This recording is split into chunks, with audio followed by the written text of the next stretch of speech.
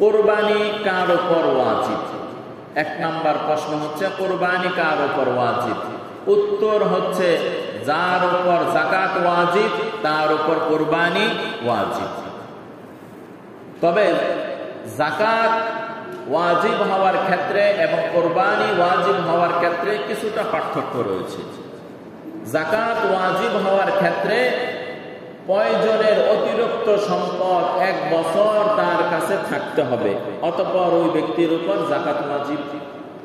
আর কোরবানি ওয়াজিব হওয়ার জন্য প্রয়োজনের অতিরিক্ত সম্পদ 1 বছর থাকা জরুরি নয়, বরং জিলহজের 10, 11, 12 এই 3 দিনের মধ্যে যদি সে নেসাবের মালিক হয়ে যায় তার উপর কোরবানি ওয়াজিব। অধিকাংশ সময় দেখা যায় স্বামীর উপর কোরবানি ওয়াজিব, স্ত্রীর উপরও কি কোরবানি ওয়াজিব।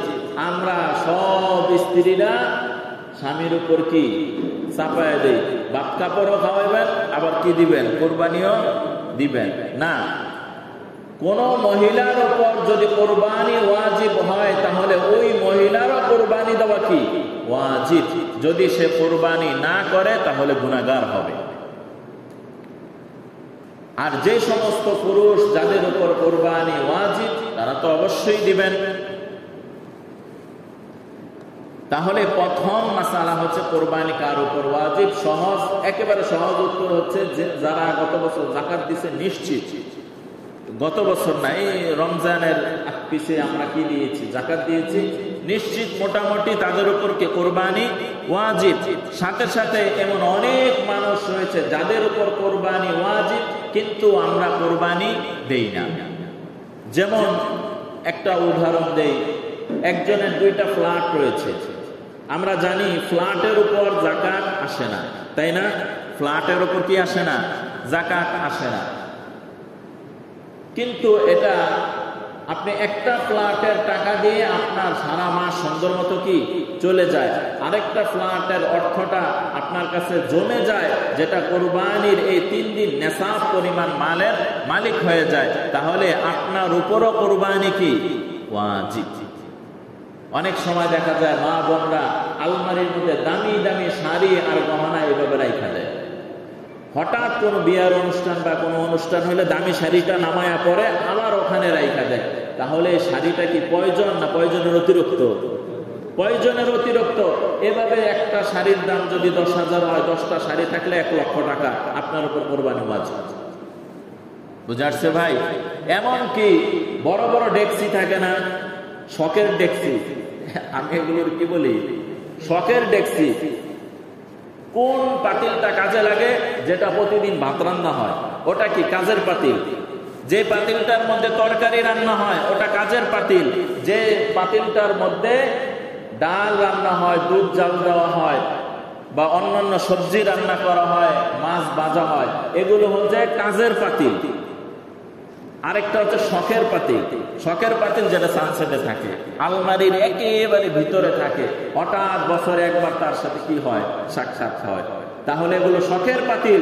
এগুলো যদি সব এভারেজে মিলান, যদি নেসাব পরিমাণ সম্পদ হয়ে যায় তাহলে তার উপরও কি কোরবানি ওয়াজিব। আরেকটা গুরুত্বপূর্ণ মাসআলা বলি, হয়তোবা সবারই কিছু মানুষের মনে কষ্ট হবে, তারপরে বলি। টেলিভিশন আছে না, এই টেলিভিশনটা প্রয়োজনের অতিরিক্ত। টেলিভিশন এটা প্রয়োজনের কি অতিরিক্ত। বলেন তো টেলিভিশন এটা কি প্রয়োজন না অপ্রয়োজনীয় জিনিস? অপ্রয়োজনীয় জিনিস। টেলিভিশন যদি প্রয়োজনের বিষয় থাকতো তাহলে সবচেয়ে বড় টেলিভিশনটা আমার বাড়িতে লাগাইতে হয়। বুঝেন না কথাটা? এটা যদি প্রয়োজনীয় বিষয় হইতো, এটা যদি হালাল হইতো, তাহলে সর্বপ্রথম আমি কি আমার বাড়িতে লাগাইতাম এবং আমার মুসল্লি ভাইরা যারা আছেন সবাই বলতাম একটা একটা টেলিভিশন কিনেন, কিনা ঘরের মধ্যে লাগান। এটা কি প্রয়োজনীয় না অপ্রয়োজনীয়? তাহলে অপ্রয়োজনীয় একটা বড় টেলিভিশন, এটার দাম 90,000 টাকা, তাহলে এটা প্রয়োজনের অতিরিক্ত, তাহলে আপনার উপর কোরবানি ওয়াজিব হয়ে গেছে। বুঝে আসছে ভাই? এখন বলতে পারেন হুজুর নেসাব কি? নেসাব হচ্ছে, স্বর্ণের নেসাব হচ্ছে 7.5 ভরি স্বর্ণ, রূপার নেশাব হচ্ছে 52.5 তোলা রূপা। উভয়টাকে মোটামুটি যদি স্বর্ণের নেশাব হয়ে যায় তাহলে ওই ব্যক্তির উপর কোরবানি ওয়াজিব হয়ে যায়। তাহলে কয়েকদিন আগে আমি একটা হিসাব করেছি, 1600 টাকা ভরি রূপা যদি 52.5 ইন্টু 1600 সমান প্রায় 84,000 টাকা। কত হাজার?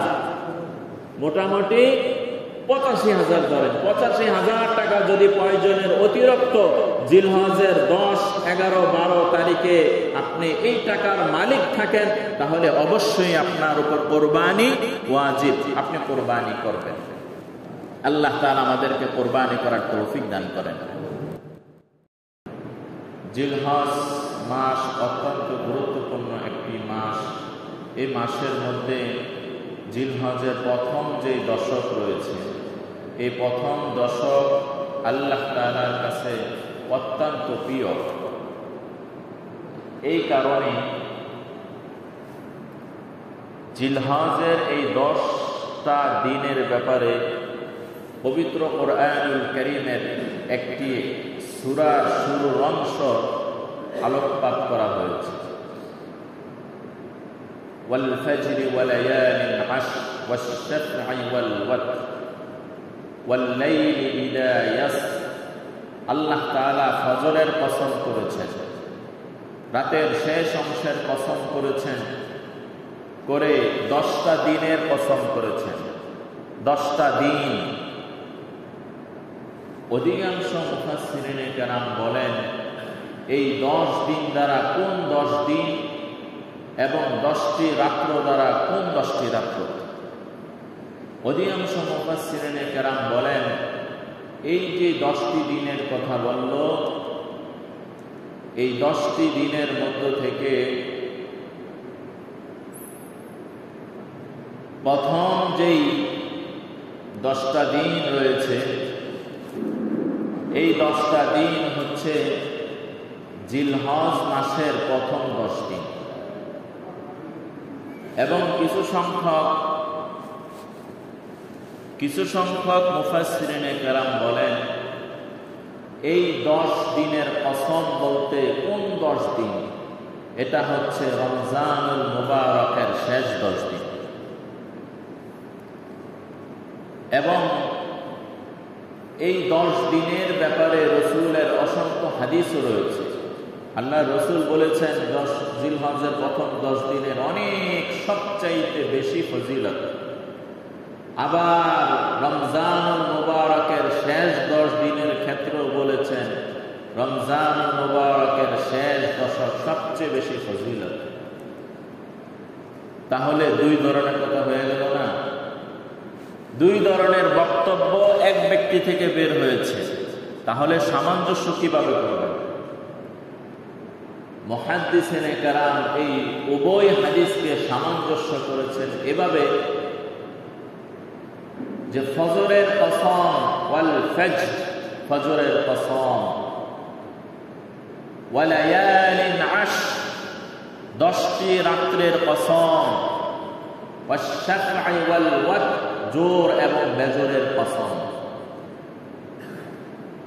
অধিকাংশ মুহাদ্দিসিনে কেরাম ওই হাদিসের ব্যাখ্যা করতে গিয়ে বলেন দিন সমূহের মধ্য থেকে জিলহজের প্রথম 10 দিনের ফজিলত বেশি। সুবহানাল্লাহ। এবং রাত সমূহের মধ্য থেকে রমজানুল মুবারকের শেষ দশকের রাত্রগুলো বেশি ফজিলত। তাহলে উভয় হাদিসের মধ্যে কি হয়ে গেল? সামঞ্জস্য হয়ে গেল। এই 10 দিন এত ফজিলত কেন? এর অনেকগুলো জবাব রয়েছে। সবচেয়ে সুন্দর একটি জবাব হচ্ছে বুখারী শরীফের সর্বস্বীকৃত একটি ব্যাখ্যা গ্রন্থ রয়েছে, শরাহ বলা হয়, ব্যাখ্যা গ্রন্থ। ওটার নাম হচ্ছে ফাতহুল বারী। ওই ফাতহুল বারীর মুসান্নিফ হচ্ছে হাফেজ ইবনে হাজার আসকালানী রাহিমাহুল্লাহ তাআলা। উনি বলেন জিলহজের এই প্রথম দশক এত ফজিলতপূর্ণ কেন? জিলহজের এই প্রথম 10টার মধ্যে ইসলামের সমস্ত আমল এই 10 দিনের মধ্যে জমা হয়ে গেছে। সুবহানাল্লাহ। যেটা অন্য 12টি মাস অন্য কোন দিনগুলোর মধ্যে একসাথে ইসলামের সমস্ত বিধান জমা হয় না। এই 10 দিনের মধ্যে ইসলামের সবগুলো বিধান এসে গেছে। পালনীয় বিষয়গুলো তিনি এমন এক ব্যাখ্যা করেছেন, আসলেই এটা এসে গেছে। পক্ষান্তরে অন্যান্য গুরুত্বপূর্ণ যে দিনগুলো রয়েছে ওগুলোর মধ্যে ইসলামের একটা বিধান পাওয়া গেলে অন্য আরেকটা গুরুত্বপূর্ণ বিধান পাওয়া যায় না। যেমন রোজা যে ফরজ, এটা কি শুধুই তো রমজান মাসে না অন্য কোনো মাসে? অন্য কোনো মাসে রোজা কি না ফরজ না, কিন্তু নফল সুন্নত আছে। রমজানে ফরজ, কিন্তু রমজানে কি হজ আছে নাকি? রমজানে হজ ফরজ, হজ করলে হবে? হবে না।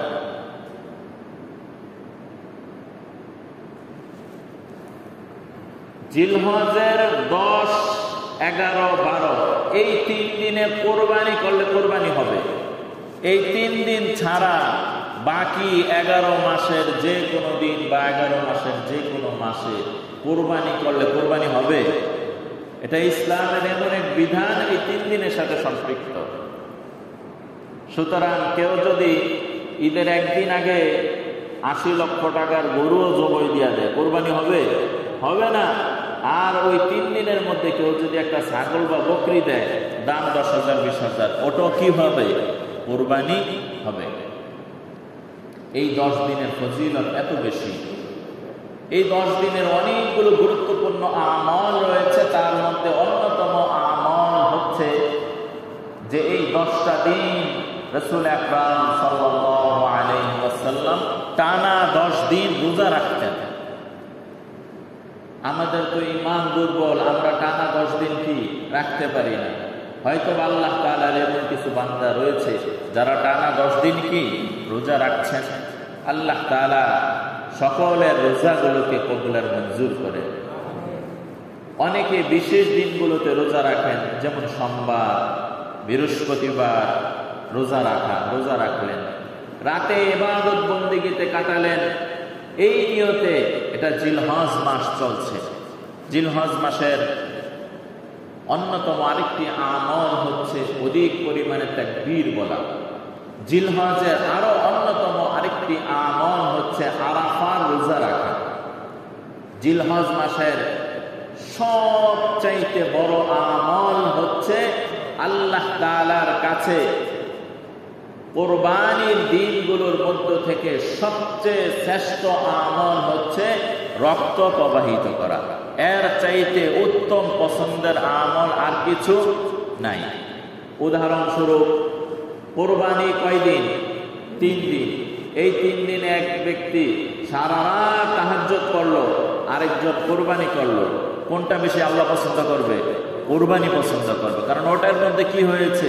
রক্ত প্রবাহিত হয়েছে। এই যে কিছু গুরুত্বপূর্ণ আমলের কথা বলতেছিলাম, বিগত জুমাগুলোর মধ্যে আমরা ইসলামের অন্যতম বিধান হজ সম্পর্কে আলোচনা করতেছিলাম। হজের প্রেক্ষাপট নিয়ে আলোচনা করেছি। হজের যে সমস্ত আরকান আর রুকনগুলো রয়েছে, এগুলো অধিকাংশই আমাদের জাতির পিতা হযরত ইব্রাহিম আলাইহিস সালাতু ওয়াস সালামের সুন্নাহ। যেমন খানায়ে কাবাকে মানুষ তওয়াফ করে, এই খানায়ে কাবা কে নির্মাণ করেছেন? হযরত ইব্রাহিম আলাইহিস সালাতু ওয়াস সালাম। অতঃপর মানুষ তওয়াফ করে একটু পিছনে 2 রাকাত নামাজ পড়ে মাকামে ইব্রাহিমের পিছনে, ওটাও তো ইব্রাহিম আলাইহিস সালাতু ওয়াস সালামকে কেন্দ্র করে।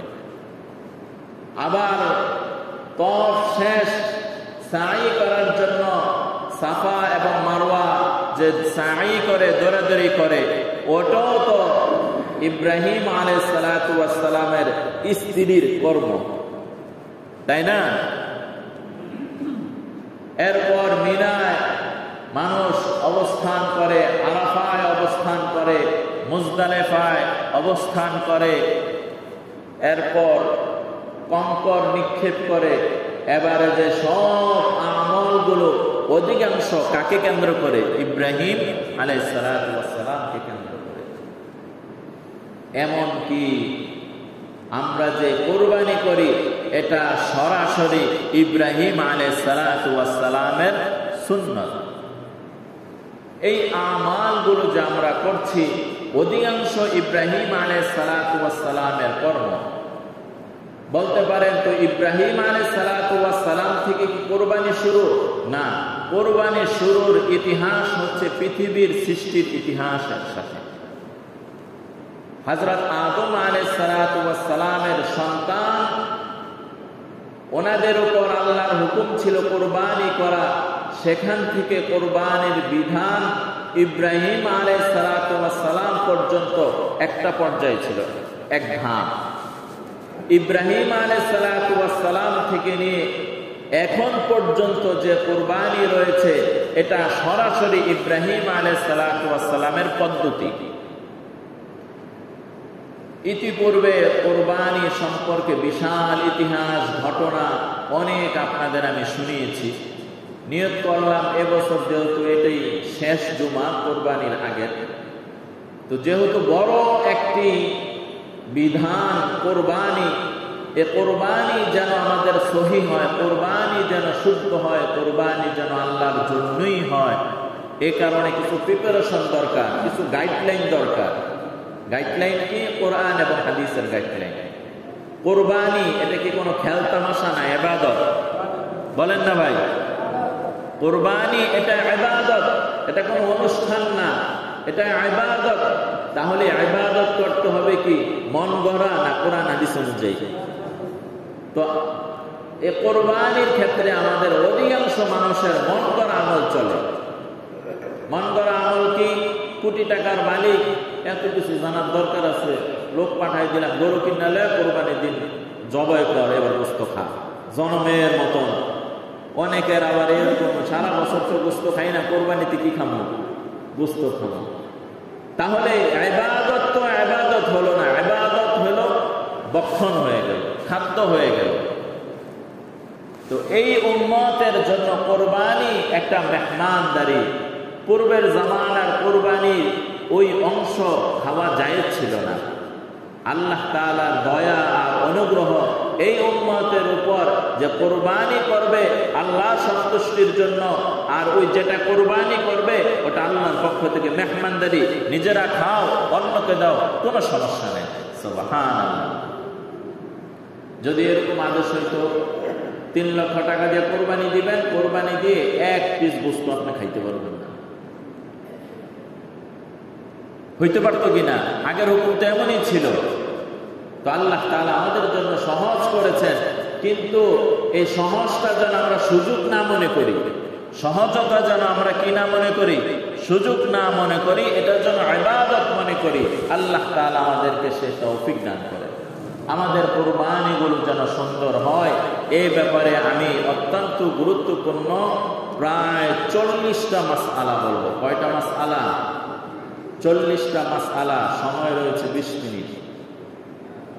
এতটুক সময়ের মধ্যে যে মাসআলাগুলো বলবো এটা এই কারণে, যদি আপনাকে জিজ্ঞেস করি 5টা বলেন, বলতে পারতেন না। তাহলে এতগুলো মাসআলা বলার দরকারটা কি হুজুর? প্রশ্ন হইতে পারে কিনা, এতগুলো মাসআলা কি মনে থাকবে? হ্যাঁ, এতগুলো মাসআলা হয়তোবা 40টার মধ্যে একটা মাসআলা আপনার মনে কি ব্রেনে থাকবে, হয়তো অন্যের ব্রেনে এটা ক্যাচ করে দেয়। যখন আপনি আমলটা প্র্যাকটিক্যাল করবেন তখন যে কোনো গুরুত্বপূর্ণ একটি মাসআলা আপনার ব্রেনে কি করবে? টাচ করবে। হয়তো বা এই ভুলের কারণে আপনার কোরবানি বাতিল, আর মাসআলা জানার কারণে আপনার কোরবানি সহিহ।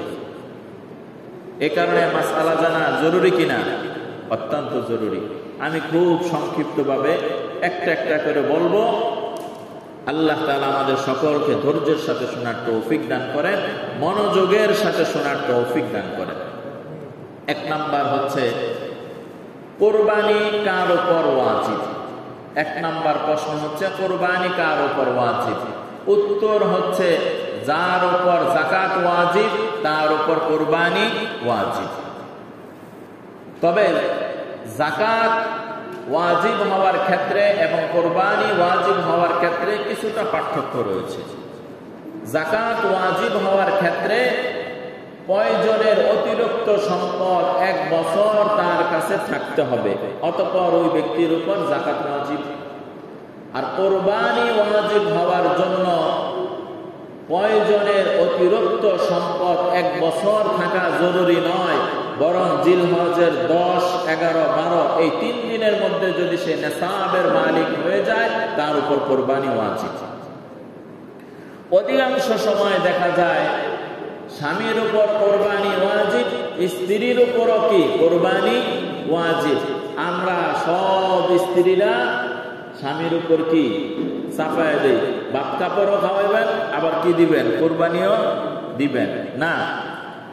কোন মহিলার উপর যদি কুরবানি ওয়াজিব হয় তাহলে ওই মহিলারও কুরবানি দেওয়া কি ওয়াজিব। যদি সে কুরবানি না করে তাহলে গুনাহগার হবে। আর যে সমস্ত পুরুষ যাদের উপর কুরবানি ওয়াজিব তারা তো অবশ্যই দিবেন। তাহলে প্রথম মাসালা হচ্ছে কুরবানি কার উপর ওয়াজিব। সহজ, একেবারে সহজ উত্তর হচ্ছে যারা গত বছর যাকাত দিছে নিশ্চিত, গত বছর না এই রমজানের পিছে আমরা কি দিয়েছি, যাকাত দিয়েছি, নিশ্চিত মোটামুটি তাদের উপর কি কুরবানি ওয়াজিব। সাথে সাথে এমন অনেক মানুষ রয়েছে যাদের উপর কুরবানি ওয়াজিব কিন্তু আমরা কুরবানি দেই না। যেমন একটা উদাহরণ দেই, একজনের 2টা ফ্ল্যাট রয়েছে। আমরা জানি ফ্ল্যাটের উপর যাকাত আসে না, তাই না? ফ্ল্যাটের উপর কি আসে না, যাকাত আসে না। কিন্তু এটা আপনি একটা ফ্ল্যাটের টাকা দিয়ে আপনার সারা মাস সুন্দর মতো কি চলে যায়, আরেকটা ফ্ল্যাটের অর্থটা আপনার কাছে জমে যায়, যেটা কুরবানির এই 3 দিন নেসাব পরিমাণ মালের মালিক হয়ে যায়, তাহলে আপনার উপরও কুরবানি কি ওয়াজিব। অনেক সময় দেখা যায় মা বোনরা আলমারির মধ্যে দামি দামি শাড়ি আর গহনা এভাবে রাখা দেয়। হঠাৎ কোনো বিয়ার অনুষ্ঠান বা কোনো অনুষ্ঠান হলে দামি শাড়িটা নামায়া পরে আবার ওখানে রাখা দেয়। তাহলে শাড়িটা কি প্রয়োজন না প্রয়োজনের অতিরিক্ত? প্রয়োজনের অতিরিক্ত। এভাবে একটা শাড়ির দাম যদি 10,000 হয়, 10টা শাড়ি থাকলে 1 লক্ষ টাকা আপনার উপর কুরবানি ওয়াজিব। বুঝাচ্ছে ভাই? এমন কি বড় বড় ডেক্সি থাকে না, শখের ডেক্সি, আমি এগুলোর কি বলি শখের ডেক্সি। কোন পাতিলটা কাজে লাগে? যেটা প্রতিদিন ভাত রান্না হয় ওটা কি কাজের পাতিল। যে পাতিলটার মধ্যে তরকারি রান্না হয় ওটা কাজের পাতিল। যে পাতিলটার মধ্যে ডাল রান্না হয়, দুধ জাল দেওয়া হয় বা অন্যান্য সবজি রান্না করা হয়, মাছ ভাজা হয়, এগুলো হচ্ছে কাজের পাতিল। আরেকটা হচ্ছে শখের পাতিল। শখের পাতিল যেটা সানসেটে থাকে, আলমারির একেবারে ভিতরে থাকে, হঠাৎ বছরে একবার তার সাথে কি হয়, সাক্ষাৎ হয়। তাহলে এগুলো শখের পাতিল। এগুলো যদি সব এভারেজে মিলান, যদি নেসাব পরিমাণ সম্পদ হয়ে যায় তাহলে তার উপরও কি কুরবানি ওয়াজিব। আরেকটা গুরুত্বপূর্ণ মাসআলা বলি, হয়তোবা সবারই কিছু মানুষের মনে কষ্ট হবে, তারপরে বলি। টেলিভিশন আছে না, এই টেলিভিশনটা প্রয়োজনের অতিরিক্ত। টেলিভিশন এটা প্রয়োজনের কি অতিরিক্ত? বলেন তো টেলিভিশন এটা কি প্রয়োজন না অপ্রয়োজনীয় জিনিস? অপ্রয়োজনীয় জিনিস। টেলিভিশন যদি প্রয়োজনের বিষয় থাকতো তাহলে সবচেয়ে বড় টেলিভিশনটা আমার বাড়িতে লাগাইতাম। বুঝেন না কথাটা? এটা যদি প্রয়োজনীয় বিষয় হইতো, এটা যদি হালাল হইতো, তাহলে সর্বপ্রথম আমি কি আমার বাড়িতে লাগাইতাম এবং আমার মুসল্লি ভাইরা যারা আছেন সবাইরে বলতাম একটা একটা টেলিভিশন কিনেন, কিনা ঘরের মধ্যে লাগান। এটা কি প্রয়োজনীয় না অপ্রয়োজনীয়? তাহলে অপ্রয়োজনীয় একটা বড় টেলিভিশন, এটার দাম 90,000 টাকা, তাহলে এটা প্রয়োজনের অতিরিক্ত, তাহলে আপনার উপর কুরবানি ওয়াজিব হয়ে গেছে। বুঝে আসছে ভাই? এখন বলতে পারেন হুজুর নেসাব কি? নেসাব হচ্ছে স্বর্ণের নেসাব হচ্ছে 7.5 ভরি স্বর্ণ, রূপার নেসাব হচ্ছে 52.5 তোলা রূপা। উভয়টাকে মোটামুটি যদি স্বর্ণের নেশাব হয়ে যায় তাহলে ওই ব্যক্তির উপর কোরবানি ওয়াজিব হয়ে যায়। তাহলে কয়েকদিন আগে আমি একটা হিসাব করেছি, 1600 টাকা ভরি রূপা যদি 52.5 ইন্টু 1600 সমান সমান প্রায় 84,000 টাকা। কত হাজার? মোটামুটি 85,000 ধরেন। 85,000 টাকা যদি প্রয়োজনের অতিরিক্ত জিলহজের 10, 11, 12 তারিখে আপনি এই টাকার মালিক থাকেন, তাহলে অবশ্যই আপনার উপর কোরবানি ওয়াজিব, আপনি কোরবানি করবেন। আল্লাহ তাআলা আমাদেরকে কোরবানি করার তৌফিক দান করেন। 2 নাম্বার, নেশাবের মেয়াদ কতদিন এটা বলে দিয়েছি। নেশাবের মেয়াদ হচ্ছে 3 দিন, অর্থাৎ জিলহজের 10, 11, 12 এই 3 দিন। 3 দিনের মধ্যে কোন দিন কোরবানি করা উত্তম? 3 দিনের মধ্যে প্রথম দিন কোরবানি করা উত্তম। যদি নাবালেগ নেশাবের মালিক হয় তাহলে কি কোরবানি ওয়াজিব হবে? অনেক আছে বাবা ধনী, তো বাবা ছেলে নাবালেগ ছেলের নামও ব্যাংকে অ্যাকাউন্ট করে রেখে দিয়েছে, ওই নাবালেগ বাচ্চার অ্যাকাউন্টে কি অনেক টাকা জমে গেছে। অথবা নানা অথবা দাদা নাতিকে এমন সম্পদ দিয়ে দিল যেই সম্পদের কারণে ওই নাতির উপর কি হয়ে গেছে? কোরবানি ওয়াজিব হয়ে গেছে, অথচ নাতি নাবালেগ, তাহলে নাবালেগের উপর কোরবানি ওয়াজিব হয় না। অর্থাৎ ধনী বাচ্চা নাবালেগ তার উপর কোরবানি ওয়াজিব নয়। তবে আত্মীয় স্বজন যদি চায় আমি তার পক্ষ থেকে, আমার ছেলের পক্ষ থেকে, মেয়ের পক্ষ থেকে দিতে চাই, কোনো সমস্যা নেই, দেওয়া যাবে। যদি নাবালেগ নেশাবের মালিক হয় তাহলে কোরবানি দেওয়া ওয়াজিব নয়। বালেগ তবে সুস্থ মস্তিষ্ক না, তার উপরে কোরবানি ওয়াজিব নয়। একজন ব্যক্তি পাগল, কোটি টাকার মালিক, আছে কিনা? আছে কিন্তু, বুঝতে পারছেন? এক লোক এক সময় অনেক কাজ কাম করছে, অনেক সম্পদ জোগাইছে, শেষ সময় কি ওনার মাথা আর কি নাই, ঠিক নাই, তাহলে ওনার উপর কোরবানি কিনা ওয়াজিব নয়। দরিদ্র লোকের উপর কোরবানি ওয়াজিব নয়। যিনি দরিদ্র তার উপর কোরবানি ওয়াজিব নয়। এখানে আরেকটা গুরুত্বপূর্ণ মাসালা, দরিদ্র ব্যক্তি কোরবানি ওয়াজিব নয়, কিন্তু সে একটা গরু কি কিনে ফেলেছে, তাহলে এখন নিয়ত করলো কিনছি, থাক কোরবানি না দিলাম, না চলবে না। আপনার কি দিতে হবে? কোরবানি দিতে হবে। কেননা আপনার উপর ওয়াজিব ছিল না, আপনি নিজেই নিজের উপর কি করেছেন? চাপায় নিয়েছেন, তাহলে কোরবানি অবশ্যই দিতে হবে। কেউ যদি কোরবানির দিনগুলোতে কোরবানি না দিতে পারে তাহলে করণীয় কি? কোরবানির দিনগুলোতে কোরবানি না দেওয়া সুরত 2টা। 1 নাম্বার সুরত হচ্ছে আপনি নেশাবের মালিক, কোরবানি আপনার উপর ওয়াজিব, আপনি ডাইন বাম করে একটা অজুহাত দিয়া আপনি কি দিলেন না? কোরবানি দিলেন না। অথচ হুজুর তো মাসালা কি বলে দিয়েছে, প্রত্যেকেই এই মাইকের আওয়াজ শত শত মানুষ শুনছে, প্রত্যেকটা মানুষ তো এটা এখনই বলার সাথে সাথে তো বুঝে ফেলা উচিত যে আমি কি মোটামুটি 85,000 টাকার মালিক আছি। যদি বলেন হ্যাঁ আমি 85,000 টাকার মালিক কোরবানির এই দিনগুলোতে, তাহলে আপনার উপর কোরবানি ওয়াজিব ছিল, আপনি কোরবানি কি দেন নাই। তাহলে যদি আল্লাহর ভয় থাকে, কোরবানির পর জিলহজের এই 3 দিন যাওয়ার পর আপনার আল্লাহর ভয় হয়েছে, আহারে কোরবানি তো জরুরি ছিল, আমি কোরবানি দিলাম না, এখন কি করব? তাহলে এখন কোরবানির একটা নাম, ন্যূনতম কোরবানি সহি হয় কম দামে ছাগল, বেড়া, দুম্বা, এগুলোর একটা মূল্য আপনি কি করে দিবেন? সাদকা করে দিবেন।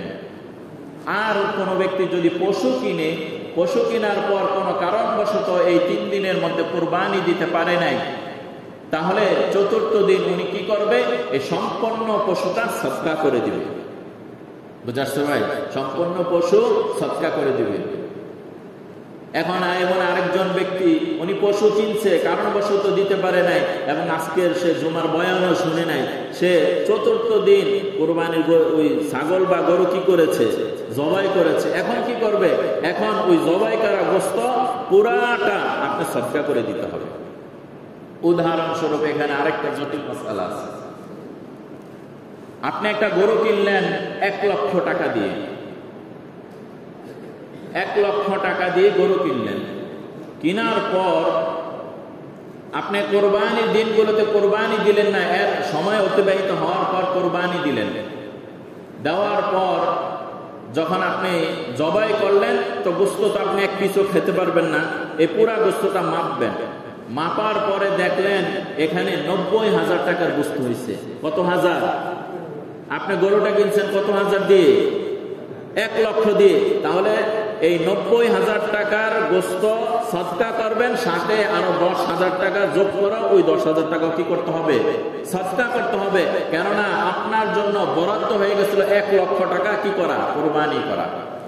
বুঝে আসছে ভাই? আল্লাহু আকবার। রাতে কোরবানি দিলে কোরবানি হবে কিনা, হয়তো বা কোনো কারণবশত ব্যক্তি ব্যস্ততার কারণে দিনে কোরবানি দিতে পারে নাই, রাতে কোরবানি দিলে কোরবানি হবে কিনা? হ্যাঁ, রাতে কোরবানি দিলে কোরবানি হবে। জিলহজের 10 এবং 11 তারিখের রাতে। 12 তারিখের রাতে কোরবানি দিলে হবে? হবে না, কারণ 12 তারিখ দিন যায়, রাত্রে আবার কত তারিখ হয়ে যাবে? 13 তারিখ হয়ে যাবে। এই বিষয়টাও খেয়াল করতে হবে। কোন কোন পশু দিয়ে কোরবানি করা যাবে? হযরত আলী রাদিয়াল্লাহু তাআলা আনহু থেকে বর্ণিত, একবার আল্লাহ রাসূল পাঠাইলেন, যাও একটা কোরবানির জন্য পশু নিয়ে আসো। এবং আল্লাহ রাসূল বলে দিলেন যে ঠিক আছে, পশুটা যে কিনবা এটা যেন অনেক হৃষ্টপুষ্ট, দেখতে খুব সুন্দর হয়, এই ধরনের একটা গরু, এই ধরনের একটা খাসি দুম্বা তুমি কি করে নিয়ে আসো? ক্রয় করে নিয়ে আসো। সুতরাং আমরা যারা কোরবানির পশু বাছাই করব, বাছাই করার ক্ষেত্রে প্রথম উচিত হবে কোরবানি দাতা নিজে হাটে যাবেন। হাটে যায় দেখা যেটা একেবারে আপনার মনে ধরছে এরকম একটা গরু বা মহিষ বা ছাগল দুম্বা আপনি কিনে নিয়ে আসবেন। আর একান্ত কোনো কারণবশত যদি যেতে না পারেন, যিনি যাবে আপনার পক্ষ থেকে ওনাকে বলে দিবেন ভালো মানের, যেটা দেখতে সুন্দর ভালো এরকম একটা গরু নিয়ে আসবেন। বলতে পারেন হুজুর বাজেট তো কম, বাজেট 1 লাখ, 3 লাখের টাকা পছন্দ করলে কাজ হবে না। তাহলে কি করবেন? 1 লাখের মধ্যে যেটা সুন্দর ওটাই আপনি কি করবেন? বাছাই করবেন, যেন দেখতে কি হয়? সুন্দর হয়। পশুর বয়স সীমা কত হতে হবে? এবং অনেক সময় শুনি দাঁত দেখা, অর্থাৎ দাঁত কয়টা? পশু যখন কিনতে যান তখন ওই মুফতি সাহেবের চাইতে ওই গরুর ব্যাপারে কি মাসালা কি মোটামুটি ভালোই জানে, এমন এক ঝাড়ি মেরে দিব, আপনি দুধ করে লয়ে আসা করবেন। কিন্তু আপনার মাসালা জানা নাই, এই যে পশুটা কিনলাম এই পশুটার বয়স কত হতে হবে? তো উত্তর হচ্ছে উট এর ক্ষেত্রে বয়স সীমা হচ্ছে 5 বছর। কত বছর? সবাই তো বললেন না। উট তো কোরবানি দাতা খুব কম। এবার আসে গরু। গরুর 2 বছর। গরুর বয়স কত বছর হতে হবে? 2 বছর। আর ছাগলের ক্ষেত্রে বয়স হতে হবে 1 বছর। ছাগলের ক্ষেত্রে বয়স 1 বছর। ভেড়া দুম্বা এগুলোর ক্ষেত্র 1 বছর হতে হবে। তবে ভেড়া দুম্বার ক্ষেত্রে একটু শিথিলতা রয়েছে, অর্থাৎ ভেড়া দুম্বা যদি দেখতে 1 বছরের মনে হয়, অর্থাৎ এটা বেশি খেয়ে মোটা তাজা হয়ে গেছে, দেখতে 1 বছর কিন্তু বয়স কি হয়নি, এখনো 1 বছর হয় নাই, 6 মাস 7 মাস 8 মাসে দেখতে মোটা তাজা হয়ে গেছে, তাহলে ওই ভেড়া আর দুম্বা দিয়েও কি হবে? কোরবানি সহি হবে। আরেকটা বিষয়, দাঁতের যে হিসাবটা অনেক সময় দেখা যায় পশু বিশেষজ্ঞ যারা রয়েছে ওনারা বলেন সাধারণত 2 বছর হলে দাঁত কি হয়ে যায়, বা উটের 5 বছর হলে তার নির্ধারিত দাঁত হয়ে যায়। অনেক সময় কারণবশত বিশেষ কারণে, রোগের কারণে তার দাঁত নাও কি হতে পারে, কিন্তু এই বিষয়টা খেয়াল করা যে তার দাঁত ঠিক আছে কিনা, তার বয়সটা ঠিক আছে কিনা। এরকম অনেক সময় হয়ে যেতে পারে বিক্রেতা আপনাকে বলল যে এই গরুটার বয়স কত, জিজ্ঞেস করলেন, বিক্রেতা বলে দিল বয়সটা 2 বছর, 2 বছর 2.5 বছর আমি নিজে পালছি। বাড়িতে আনার পর কিছু মানুষ কিন্তু বুঝে, গরু দেখলে বুঝে, দেখে তো বললো এই গরুর তো 2 বছর হবে না, এই গরুর বয়স 1 বছর হবে। অধিকাংশই মানুষ বলতেছে এই গরুর বয়স কি হবে? 1 বছর হবে। আপনি খুব যাচাই বাছাই করলেন যে এই গরুর বয়স কি 1 বছরই, তাহলে মিথ্যা কথা কে বলছে? ব্যাপারী বলছে না? তাহলে ব্যাপারী তো গুনাহগার হবে। আর এই 1 বছরের গরু দিয়ে কোরবানিও কি হবে না, আপনার সহি হবে না। এবার আসি, যদি এমন হয় কয়েক মাস ডিফারেন্স, অর্থাৎ 2 বছর এখনো কি হয় নাই, বা উনি বলল 2 বছর ওভার হয়ে গেছে, কিন্তু 2-3 মাস কি আছে, বাকি আছে। আপনি নিয়ে আসছেন, ব্যাপারী কিন্তু মিথ্যা কথা বলছে। আপনি যে নিয়ে আসছেন, আপনি তো আর জানেন না সে সত্য বলছে না মিথ্যা বলছে, কিন্তু দেখতে শুনতে মানুষ গরুটা ধইরা বলল যে না, গরুটা ঠিক আছে, গরুটা বয়স ঠিক আছে, তাহলে ওটা দিয়েও কি হয়ে যাবে, কোরবানি হয়ে যাবে। কিন্তু মিথ্যা বলার কারণে গুনাহগার কে হবে, ব্যাপারী হবে। ব্যাপারীরা আমার এই ওয়াজটা শুনলে সেটা কি হইতো, কাজ হইতো। তবে আপনারা যারা কিনবেন এই ব্যাপারে খুব সতর্ক থাকবেন। শরীক সর্বোচ্চ কতজন হতে হবে? শরীক সর্বোচ্চ 7 জন হতে পারে, এর বেশি না। কিন্তু একজন দেওয়াই উত্তম, একজন দেওয়াই কি উত্তম। আর শরিকানা নেওয়া জায়েজ আছে, কিন্তু একাধিক শরিকানার মধ্যে কোনো ব্যক্তির যদি গোশত খাওয়ার নিয়ত থাকে, মানুষকে দেখানোর নিয়ত থাকে, তাহলে কোরবানি সহি হবে না। এ কারণে শরিক নেওয়ার ক্ষেত্রে খুব যাচাই বাছাই করে নেওয়া। গোশত বন্টনের ক্ষেত্রে কম বেশি হলে কোরবানি সহি হবে না। অর্থাৎ আপনারা 2 ভাই মিলে কোরবানি দিলেন, বড় ভাই অনেক ধনী, ছোট ভাই গরিব, বললেন যে যা, আমি তো ধনী, আমি অল্প নিলাম, তোরে বাকিটা কি দিয়ে দিলাম, এরকম না। যদি শরিক হয়, উভয় শরিক কি হবে, সমান সমান ভাগ হবে। আন্দাজে গোশত বন্টন করা কি হবে না, জায়েজ হবে না। মাপটা বন্টন মালিককে ওই তার প্রাপ্য বুঝিয়ে দিতে হবে, অতঃপর মালিক যদি তার থেকে দেয় সেটা কি হবে, হাদিয়া হবে, ভিন্ন কথা। 13 নাম্বার, শরিকের কারো গোশত খাওয়ার নিয়ত থাকলে বলেন তো কোরবানি হবে? এটা তো বলা হয়েছে। কোরবানি পশুতে আকিকা দেওয়া যাবে কিনা? হ্যাঁ, কোরবানি পশুতে আকিকা দেওয়া যাবে। শরিকদের মাঝে কারো পুরা আংশিক হারাম, তাহলে কারো কোরবানি হবে না। একজন শরিক 3 জনে মিলে কোরবানি দিবেন, এর মধ্যে থেকে 2 জনের টাকা হালাল আপনার জানা আছে, আরেকজনের টাকার ব্যাপারে আপনার সন্দেহ আছে, তার অধিকাংশ হারাম। যদি এরকম জানতে পারেন, তাহলে ওই ধরনের শরিক আপনারা কি নিবেন না। আর যদি আংশিক হারাম থাকে, আপনি জানেন না, তাহলে সবার কোরবানি কি হবে, বাতিল হয়ে যাবে। এ কারণে শরিক নেওয়ার ক্ষেত্রে খুব সতর্ক থাকা। গরু, মহিষ, উট একা কোরবানির নিয়তে ক্রয় করার পর শরিক নেওয়া যাবে যদি ব্যক্তি ধনী হয়। ধনী ব্যক্তি একটা গরু কিনে ফেলেছে, কিনে নেওয়ার পর চিন্তা করলো আমি একা নিলাম, ঠিক আছে, আমার ভাই তো ঘুরে ঘুরার গরু পাই নাই, ঠিক আছে, আমার সাথে কি হয়ে যাও, তুমি শরিক হয়ে যাও, তাহলে শরিক নেওয়া যাবে। আর গরিব মানুষ যদি কিনে, তাহলে শরিক নেওয়া যাবে না। কোন ধরনের পশু নির্বাচন করা উত্তম? উত্তম হৃষ্টপুষ্ট কোরবানির পশু বাছাই করতে হবে। শিং ছাড়া পশু দিয়ে কোরবানি করা যাবে কিনা? না, শিং ছাড়া পশু দিয়ে কোরবানির এর অর্থ হচ্ছে কোন পশু যদি জন্মগতভাবে শিং না হয়, তাহলে ওই পশু দ্বারা কি হবে, কোরবানি হবে। আর যদি ওই বিভিন্ন দেশ থেকে যে এই পশুটা আনে, কোনো কারণবশত তার হাড় ভেঙে গেছে এবং তার মগজের মধ্যে কি হয়েছে, ক্ষতিগ্রস্ত হয়ে গেছে, তাহলে ওই পশু দ্বারা কোরবানি হবে না। কিন্তু আংশিক যদি একটু শিং ফাটা থাকে, তাহলে কোনো সমস্যা নেই। লেজ কাটা, কান কাটা পশু দিয়ে কোরবানি করা যাবে কিনা?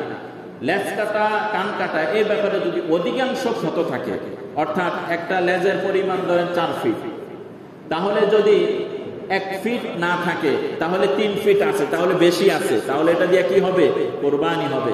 লেজের পরিমাণ 4 ফিট, 3 ফিট নাই, 1 ফিট একটু আছে, তাহলে ওটা দিয়ে কি হবে না, কোরবানি হবে না। কানের ক্ষেত্রে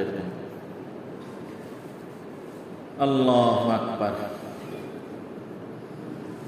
পশুকে জবাই করবে, পশু কোরবানি দাতা নিজে জবাই করা উত্তম। তবে যদি তার জবাইয়ের পদ্ধতি সিস্টেম জানা না থাকে, তাহলে অভিজ্ঞ ব্যক্তির মাধ্যমে জবাই করে নিবে। এই ক্ষেত্রে জবাইয়ের মাসালাগুলো ঈদের দিন ইনশাআল্লাহ বলবো। মৃত ব্যক্তির পক্ষ থেকে কোরবানি করা যাবে কিনা? হ্যাঁ, মৃত ব্যক্তির পক্ষ থেকে কোরবানি করা যাবে, কিন্তু মৃত ব্যক্তির যদি ওসিয়ত করে যায়, তাহলে ওই ওসিয়তকৃত গোশত খাওয়া যাবে না। বুঝাচ্ছে ভাই? ওসিয়তকৃত গোশত খাওয়া যাবে না। অনুমান করে বন্টন করা যাবে? বলেন তো, সবাই বললেন না তো, যাবে না। গোশত বন্টনের নীতি কি? পুরা গোশত খেয়ে ফেললেও কোনো সমস্যা নেই, তবে সাধারণত 3টা যদি ভাগ করেন, এটা সবচেয়ে উত্তম হবে। গোশত চর্বি বিক্রি করা যাবে? বলেন না ভাই, বলা যাবে না।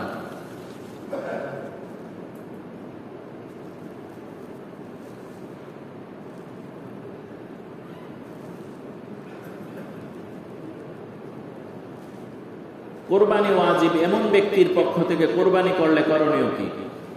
এক ব্যক্তির উপর কোরবানি ওয়াজিব, তাহলে কারণবশত উনি যদি কোরবানি না করতে পারে, তাহলে ওনার পক্ষ থেকে কেউ যদি কোরবানি করে দেয়, না জানিয়ে কোরবানি হবে না। বুঝতে পারছেন? আর যিনি যার উপর কোরবানি ওয়াজিব কারণবশত করতে পারে না, উনি আরেকজনকে জিম্মাদার বানায় দিলেন যে আমার পক্ষ থেকে আপনি কি দেন, কোরবানি দেন, তাহলে কোরবানি আদায় হয়ে যাবে। কোরবানি ওয়াজিব এমন ব্যক্তি যদি ঋণ নিয়ে কোরবানি করে, তাহলে তার হুকুম কি? তাহলে তার কোরবানি হয়ে যাবে।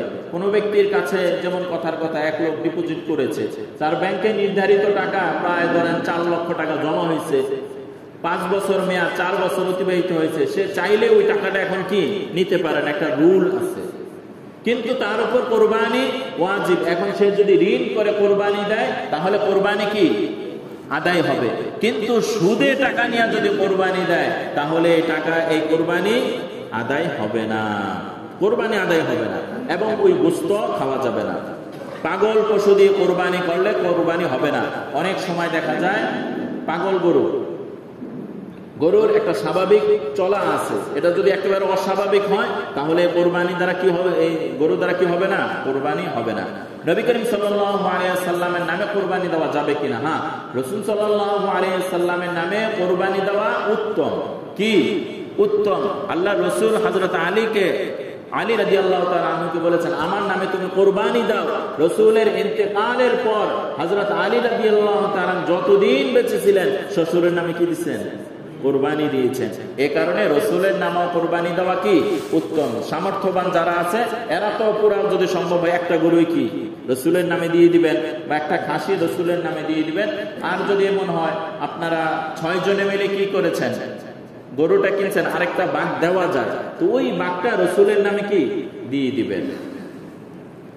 বিদেশে অবস্থানকারী ব্যক্তির করণীয় কি? এক ব্যক্তি বিদেশে রয়েছে, ওই ব্যক্তি বাংলাদেশে তার আত্মীয় স্বজনদের কাছে টাকা পাঠিয়ে দিবে, আত্মীয় স্বজন কোরবানি দিলে কোরবানি আদায় হয়ে যাবে। পশুর চামড়ার বিধান কি? পশুর চামড়া যদি নিজে দাওয়াত করে খেতে পারবে, কিন্তু বিক্রি করা যাবে না, দান করে দেওয়াই উত্তম। কোরবানির দিনে হাঁস মুরগি জবাই করা যাবে কিনা বলেন তো দেখি, বলেন। হ্যাঁ, অনেকে কইছে যাবে, অনেকে কইছে যাবে না। হ্যাঁ শুনেন, কোরবানির দিনে কোরবানির নিয়তে হাঁস মুরগি জবাই দেওয়া যাবে না। বুঝে আসছে ভাই? যে আমি তো গরু দিতে পারলাম না, গরিব মানুষ, এবার নিজের পালা মুরগিটা কি জবাই করে দিই, তাহলে কি দেওয়া, তাহলে এটা কি হবে না, জায়েজ হবে না। কিন্তু কোন ব্যক্তি গরুর গোশত তার অনেক স্বাস্থ্যকর সমস্যা রয়েছে, তাহলে ওই ব্যক্তি কোরবানির দিনে তার জন্য যদি মুরগির ব্যবস্থা করা হয়, হাঁসের ব্যবস্থা করা হয়, এতে কি নাই কোনো সমস্যা নাই। অনেকে তো আমি ছোটবেলায় শুনেছি কোরবানির এই 3 দিন হাঁস মুরগি কি জবাই দেওয়া যাবে না, আর কেউ যদি জবাই দিছে তাহলে তার কি আছে, খবর আছে না। প্রয়োজনে হাঁস মুরগি জবাই দেওয়া যাবে, কোনো সমস্যা নাই। জীবিত ব্যক্তির পক্ষ থেকে কোরবানি করা যাবে কিনা? হ্যাঁ, জীবিত ব্যক্তির পক্ষ থেকে কোরবানি করা যাবে। মুসাফির ব্যক্তির উপর কোরবানি ওয়াজিব কিনা? মুসাফির ব্যক্তির উপর কোরবানি ওয়াজিব নয়, তাহলে সব সফরে বেরো যাবেন। হ্যাঁ, কোন ব্যক্তি যদি সফরে থাকে কারণবশত, তাহলে তার উপর কি হবে না, কোরবানি ওয়াজিব হবে না। আর যদি অবস্থান করে নিজ স্থানে, নিজ এলাকায়, তাহলে অবশ্যই কোরবানি দিব। এই পর্যন্ত প্রায় 40টা মাসআলা বলে ফেলেছি। এই কোরবানির মাসআলার ব্যাপারে শত শত কিতাব, শত শত মাসআলা রয়েছে। বলতে পারেন হুজুর এটা তো আপনি বললেন না, সব তো বলা কি না সম্ভব না। এই কারণে গরু ক্রয় করার ক্ষেত্রে কোরবানি দেওয়া পর্যন্ত, এটা যেহেতু একটা ইবাদত, এটা কি ভাই ইবাদত, তাহলে ইবাদতের ব্যাপারে বিশেষজ্ঞ যারা, এদের কাছ থেকে জেনে আমরা ইবাদতটা সুন্দরভাবে পালন করব। আল্লাহ তাআলা আমাদেরকে সেই তৌফিক দান করেন। সর্বশেষ আমলের কথা হচ্ছে, আজকে কি বার? শুক্রবার। আগামীকাল কি বার? শনিবার। পরের দিন রবিবার। এর পরের দিন ঈদের দিন। তাহলে ঈদের আগের দিন হচ্ছে আরাফার দিন। 9 জিলহজ কি আরাফার দিন। আরাফার দিনের রোজার ক্ষেত্রে আল্লাহ রাসূল বলেন, মান সামা আরাফা আহতাসিবু আলাল্লাহি আন ইউকাফিরা সানাতাল্লাতী ক্বাবলাহু ওয়া বা'দা।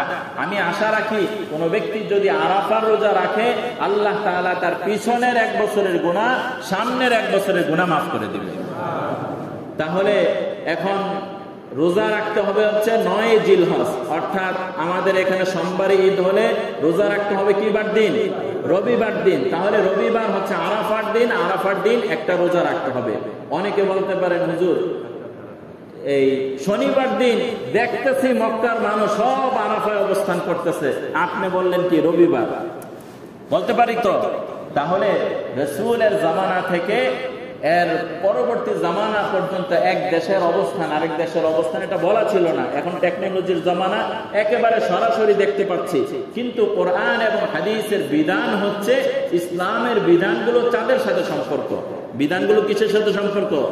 তো চাঁদের হিসাব যদি করি তাহলে রবিবারই কি আরাফার দিন। আর যেহেতু দেখতে পাচ্ছি হাজিরা মক্কা মদিনা অবস্থান করতেছে, আরাফায় অবস্থান করতেছে, কান্নাকাটি করতেছে, তাহলে এবং আল্লাহ রসুলের তো এমন অসংখ্য হাদিস রয়েছে যে আরাফার দিন রোজা রাখো যেদিন হাজিরা আরাফায় কি করতেছে? অবস্থান করতেছে। তাহলে সবচেয়ে উত্তম পদ্ধতি হচ্ছে শনিবার একটা রোজা রাখবেন, রবিবার একটা রোজা রাখবেন। তাহলে একা সব হাদিসের উপর কি হয়ে গেল ভাই? আমল হয়ে গেল। তাহলে আমরা 2টা রোজা অবশ্যই রাখবো, অবশ্যই না রাখার চেষ্টা করব। আর রবিবার দিন অবশ্যই কি রাখবো। অনেক ফজিলতপূর্ণ এবং ঈদের রাত্র অনেক ফজিলতপূর্ণ। এই দিনগুলোতে অধিক পরিমাণে বেশি করে তাকবীর তাহলিল করবেন এবং জিলহজের 9 তারিখ ফজরের পর থেকে আইয়ামে তাশরিকের আমল শুরু হয়ে যায়। মা বোনরা যারা ঘরে রয়েছেন তারাও অর্থাৎ আপনার রবিবার দিন ফজরের পর থেকে তাকবীরে তাশরিক কি হয়ে যাবে? শুরু হয়ে যাবে। আমরা যারা উপস্থিত রয়েছে আমাদের মা বোনদেরকে এটা বলে দিব। এবং ঈদের রাত্রে অনেকগুলো আমল রয়েছে, এর মধ্যে থেকে প্রায় সময় বলি আমলের কোন সিজন আসলে বিশেষ কিছু আমল করা, এর মধ্যে সালাতুত তাসবিহ আমল করতে পারি। ঈদের রাত্রে সালাতুত তাসবিহ আমল করতে পারি। পুরুষ যারা রয়েছেন আর আমার কাছ থেকে বিস্তারিত জেনে নেবেন। মা বোনরা যারা রয়েছেন আগামীকাল শনিবার দিন দুপুর 2টা থেকে 3টা পর্যন্ত মা বোনরা যারা রয়েছেন আমার বাড়িওয়ালার কাছ থেকে শিখে নিতে পারবেন।